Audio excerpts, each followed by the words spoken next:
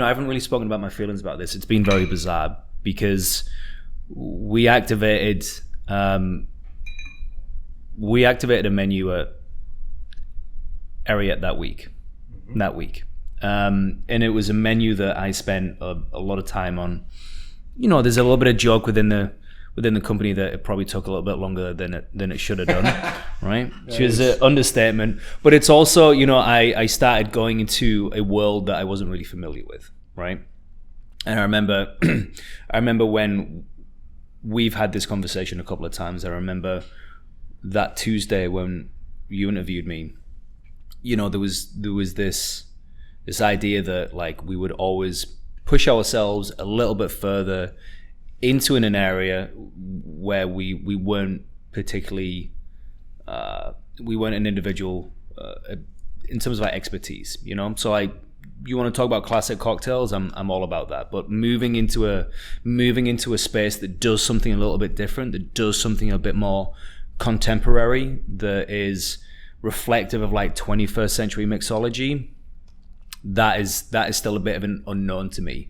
And doing something in the Ariete space, which had a lot of connections with the environment, with the company, with the bar, that made sense, that was on brand, but also still like very true to what I think makes sense and what I think makes sense for the company and the restaurant, took a lot of time. And it was this very, very weird perfect storm where we knew this announcement was coming, right? There was a lot of love and a lot of late nights that went into that menu prep. And I remember it did come down at the wire. I think I was up till about 6:37 a.m. on that Monday morning, sending off the menu to Adrian to print and getting everything batched and getting everything ready, chiseling ice out the freezer upstairs behind the bar and getting everything set so that when I came in, because I knew for a fact if I'd slept in or if I'd gone to bed and not woke up, I would have been fucked. So I got everything ready,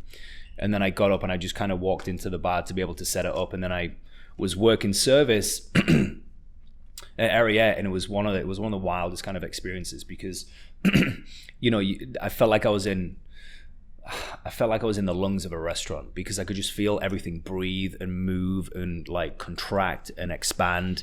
And the only real room that I've ever been in, I've been in like a lot of special rooms, right? Well, one of the only rooms that I could really kind of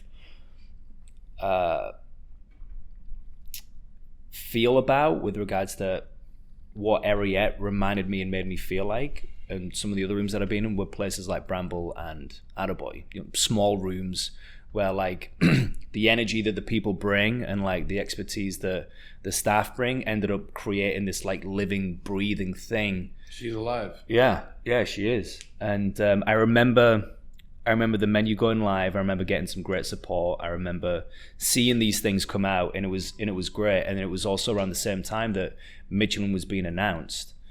And I remember when it was announced, it was, and this is what's really wild. It was very euphoric.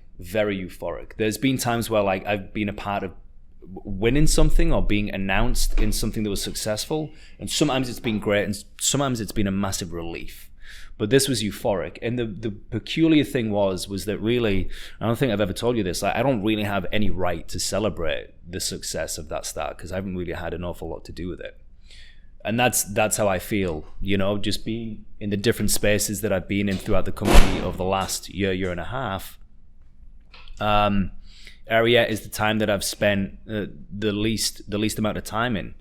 And, I wouldn't say that my celebrations were disingenuous. I just felt like I had more of a reason to celebrate being part of what it was that was achieved, because I think first and foremost, the celebrations should definitely be directed towards people like yourself, definitely Brittany, definitely Andrew, and yeah, and being a part of that was a huge privilege, but I don't feel like it was something that I deserved, and I still don't, and I might do next year.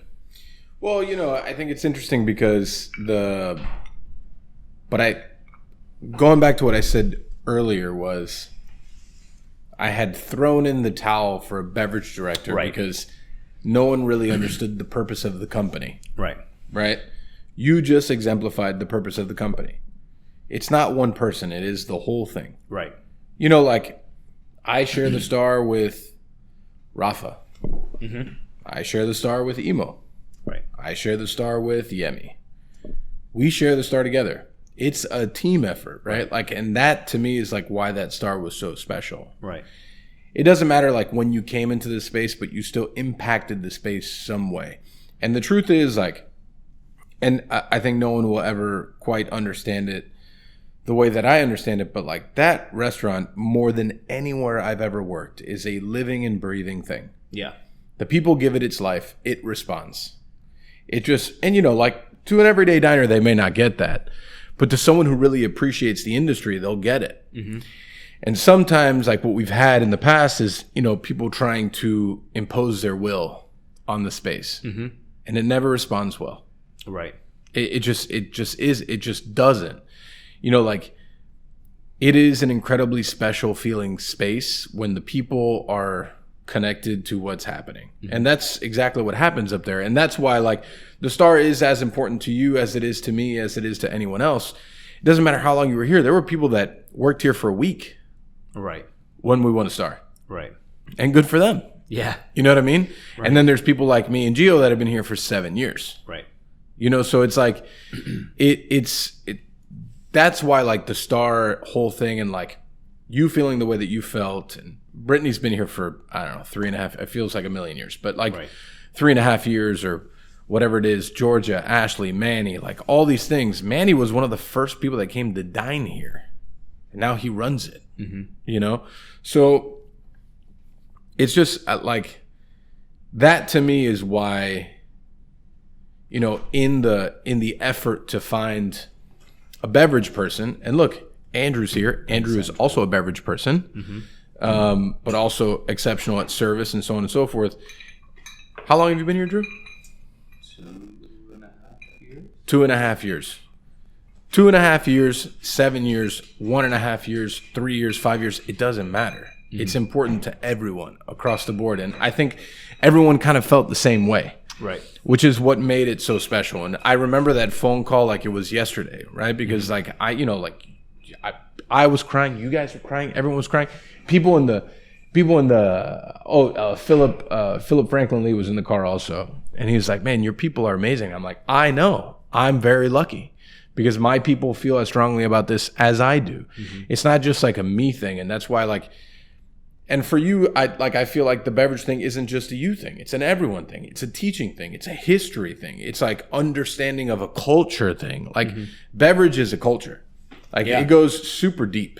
It's not just, you know, Negroni is like 1 million years old, I feel. Yeah. It's just one of those things that it's like this, some of these cocktails have been drank for hundreds of years. Right. And I love that about proper cocktail culture.